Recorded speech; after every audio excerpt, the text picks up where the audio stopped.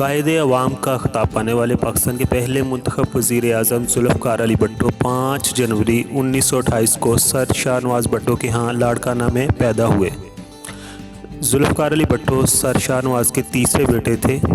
उनका सबसे बड़ा भाई सिकंदर अली 1914 में सिर्फ 7 साल की उम्र में नमूनिया के बायस जहाँ फ़ानी से चला गया, जबकि 1953 में उनका दूसरा भाई फौत हो गया।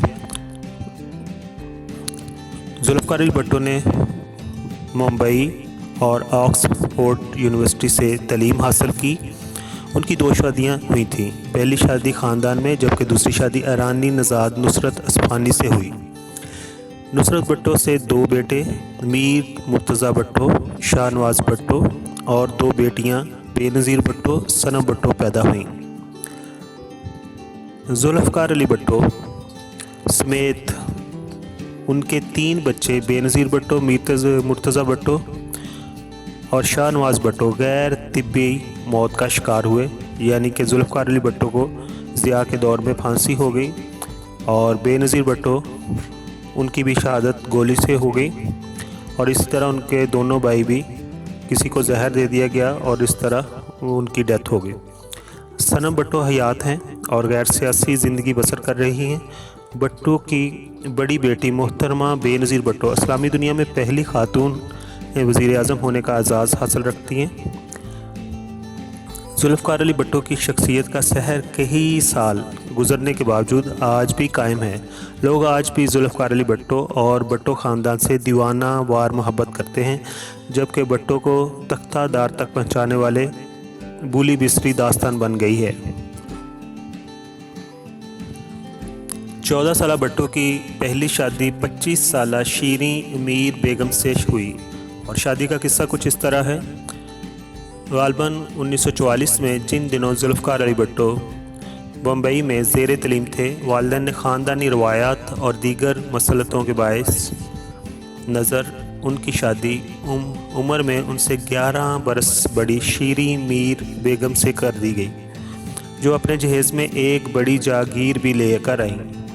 क़याम पाकिस्तान के बाद ये जोड़ा पाकिस्तान मुंतकिल हो गया और कुछ अरसे बाद भुट्टो आला तलीम के लिए बरतानिया चले गए।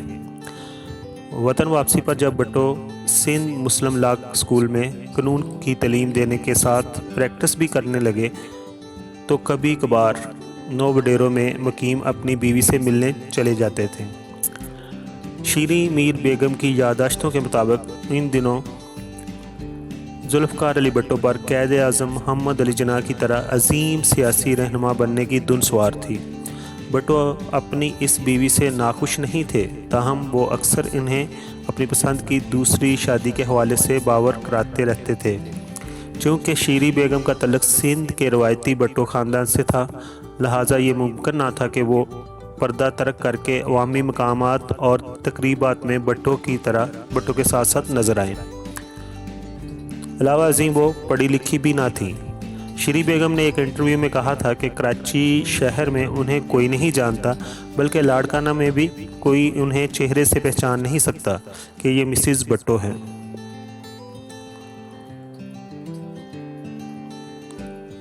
भुट्टो बेगम का यानी शीरीं का ये गिला भी था कि उनका शोहर उनसे मुलाकात के लिए चोरी छुपे क्यों आता है। बहरहाल ज़िया दौर में जब भुट्टो को पाबंदे सलासल यानी कि जेल में डाला गया, तो शीरीं बेगम ने 4 मरतबा उनसे जेल में मुलाकात की।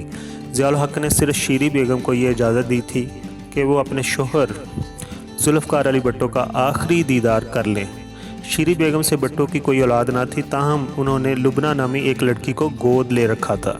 शीरीं बेगम 19 जनवरी 2003 को दिल का दौरा पड़ने के बायस लाड़काना में इंतकाल कर गई।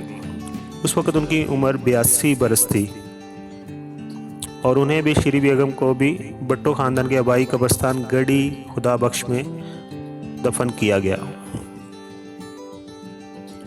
ज़ुल्फ़िकार अली भुट्टो की दूसरी शादी नुसरत असफ़ानी से हुई और उसका किस्सा कुछ इस तरह है। बेगम नुसरत भुट्टो ने एक इंटरव्यू में उन्होंने कुछ इस तरह बताया था कि वो पहली बार मुंबई के करीब वाक़या एक सियाहती मकाम खंडाला में ज़ुल्फ़िकार अली भुट्टो और उनके ख़ानदान से मिली थी।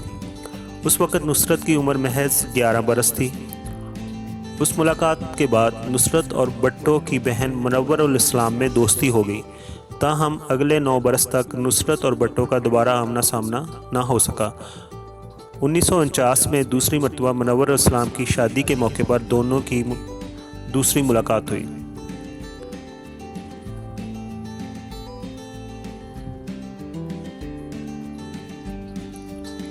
اور سینٹ جوزف کالج کراچی سے تعلیم ختم کرنے کے بعد جب نصرت نے غالباً 1951 میں نیشنل گارڈ میں بطور کیپٹن شمولیت اختیار کی تو ایک روز انہیں فوجی وردی میں دیکھ کر بھٹو بے حد متاثر ہوئے اور انہیں شادی کی آفر کر دی۔ انہی دنوں ذوالفقار علی بھٹو امریکہ میں پڑھ رہے تھے اور کہا جاتا ہے کہ نصرت کو مسٹر بھٹو یوں تو اچھے لگتے تھے، لیکن ان کی پہلی شادی کا سوچ کر انہوں نے شادی سے انکار کر دیا۔ جب نصرت نے شادی سے انکار کر دیا تو ایک روز مسٹر بھٹو نصرت کے والد مرزا محمد نجف کے ہاں چلے آئے اور وضاحت کی کہ پہلی شادی ان کی مرضی کے بغیر محض 14 برس کی عمر میں کر دی گئی تھی اور اس بیوی سے ان کی کوئی اولاد بھی نہیں ہے، جبکہ وہ نصرت کو بے حد چاہتے ہیں، اس لیے وہ اپنی بیٹی کو ان سے شادی کے لیے راضی کریں۔ مرزا نجف بھٹو کے دلائل سے قائل ہو گئے اور بعد میں انہوں نے اپنی بیٹی کو بھی اس شادی کے لیے قائل کر لیا۔ یہاں اس بات کا تذکرہ بھی ضروری ہے کہ بھٹو نے اس شادی کے لیے اپنی پہلی بیوی شیریں امیر بیگم کو بھی اعتماد میں لیا، بلکہ 1951 میں جب ذوالفقار علی بھٹو اور نصرت اصفہانی رشتہ ازواج میں منسلک ہوئے تو امیر بیگم کے والد یعنی بھٹو کے پہلے سسر نے اس نو بیاہتا جوڑے کو کراچی کلب میں عشائیے پر مدعو کر کے اعلیٰ ظرفی کا مظاہرہ کیا اور پھر زندگی بھر نصرت بھٹو کو شیریں امیر بیگم سے کوئی شکایت نہ رہی۔ اس نوجوان جوڑے نے اپنا ہنی مون پیرس اور روم میں گزارا، لیکن کہ چونکہ ابھی ذوالفقار علی بھٹو آکسفورڈ یونیورسٹی میں زیر تعلیم تھے اس لیے انہیں واپس ہاسٹل میں رہنا پڑا، جبکہ ایک نئی نویلی دلہن ہوٹل میں مقیم ہو گئی۔ بھٹو اپنی محبوب بیوی کو نصر تم یعنی میری نصرت کہہ کر پکارتے تھے۔ 1953 میں اس جوڑے کو بے نظیر بھٹو کی صورت میں اولاد کی نعمت سے نوازا گیا اللہ تعالیٰ کی طرف سے۔ بھٹو کو میدان سیاست میں اتارنے کا سہرا بھی نصرت بھٹو کے سر ہی ہے۔ دراصل گورنر جنرل سکندر مرزا کی بیوی ناہید مرزا نصرت کی بہترین دوست تھی اور نصرت نے ہی پہلی بار بھٹو کو پاکستان کے سیاسی زعما سے ملوایا۔ اس لیے صدر فیلڈ مارشل جنرل محمد ایوب خان نے نوجوان ذوالفقار علی بھٹو کو پہلے وزیر تجارت اور پھر وزیر خارجہ بنایا۔ 1967 میں جب بھٹو نے ایوب خان کی کابینہ چھوڑنے کا فیصلہ کیا تو نصرت بھٹو نے پاکستان پیپلز پارٹی کے خواتین ونگ کی قیادت سنبھال لی۔ پاکستان کی سیاسی تاریخ میں بیگم نصرت بھٹو کو خاص انفرادیت حاصل ہے۔ وہ ایک منتخب وزیر اعظم کی بیوی، پہلی خاتون وزیر اعظم کی ماں اور ایک صدر مملکت کی ساس ہونے کے علاوہ ملک کی کسی بھی سیاسی جماعت کی پہلی خاتون سربراہ ہے۔ 1977 میں ضیاء الحق کی جانب سے جمہوری حکومت پر شب خون مارنے کے بعد بھی نصرت بھٹو نے ایک وفادار اور ثابت قدمی بیوی کا کردار نبھایا۔ 1978 میں لاہور کے قذافی اسٹیڈیم میں ان کے جلوس پر اس قدر وحشیانہ تشدد کیا گیا۔ بیگم نصرت بھٹو کے سر میں 27 ٹانکے لگے۔ 19 مئی 1978 سے لے کر 3 اپریل 1979 تک نصرت بھٹو نے کم و بیش 41 مرتبہ اپنے شوہر سے سینٹرل جیل راولپنڈی میں ملاقاتیں کی۔ 1982 میں پھیپھڑوں کے کینسر کی تشخیص ہونے کے بعد بیگم نصرت بھٹو کی مشکلات میں اضافہ ہونے لگا۔ شوہر کی پھانسی اور جوان بیٹوں کی ناگہانی موت کے بعد کینسر کے مرض سے نے انہیں نڈھال کر دیا۔ اسے خوش قسمتی ہی کہنا چاہیے کہ کوما میں ہونے کی وجہ سے انہیں اپنے محبوب ترین بیٹی کے قتل کا علم ہی نہیں ہو سکا اور بالآخر وہ 23 اکتوبر 2011 کو 82 برس کی عمر میں دنیا سے کوچ کر گئیں۔ انہیں مادر جمہوریت کا خطاب دیا گیا۔ بھٹو ایک پڑھے لکھے سیاستدان تھے اور سیاست کو، بین الاقوامی سیاست کو اسپیشلی بہت ہی اچھے طریقے سے سمجھتے تھے، کیونکہ جیسے کہ پہلے بھی بتا چکے انہوں نے سیاست کی ڈگری لے رکھی تھی اور اسی طرح انہوں نے آکسفورڈ سے قانون میں ماسٹر کی ڈگری بھی لی رکھی تھی، اور اسی طرح انہوں نے ٹیمپل لندن سے برسٹری کا بھی امتحان پاس کیا ہوا تھا، اور وہ پہلے ایشیائی تھے جنہیں انگلستان کی ایک یونیورسٹی ساؤتھ تھیمپین میں بین الاقوامی قانون کا استاد مقرر کیا گیا تھا۔ وہ کچھ عرصہ مسلم لا کالج جو کراچی سٹی میں واقع ہے، IIT چندی گڑھ کے روڈ کے قریب، وہاں پر وہ قانون کے لیکچرز بھی دیتے رہے، اور انہوں نے 1953 میں، بہت کم لوگوں کو معلوم ہے، سندھ ہائی کورٹ میں وکالت بھی شروع کی تھی۔